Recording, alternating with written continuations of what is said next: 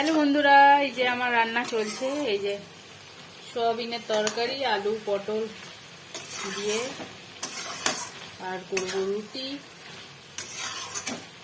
আজকে আদেশ সয়াবিনের তরকারি আর রুটি।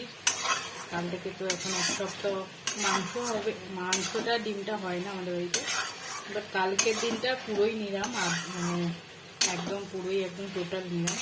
তারপরের দিন থেকে হয়তো মাছটা খাওয়া যাবে, কিন্তু মাংসটা হবে, মাংস ডিম একদমই হবে না পুরো উল্টো রথ পর্যন্ত।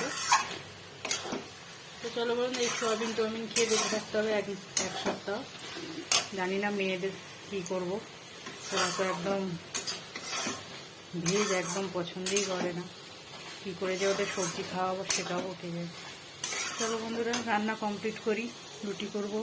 রুটি করা তো মানে কী বলবো, মানে সব থেকে বড় কষ্টের কাজ এটা। আমার জানি না অনেকের কীরকম লাগে, বাট আমার প্রচুর ইয়ে লাগে। এর থেকে আমি 10টা-12টা তরকারি করে দেবো, কিন্তু আমাকে রুটি করতে প্রচুর কষ্ট। তো চলো বন্ধুরা, টাটা, সবাই ভালো থেকো। গুড নাইট সবাই।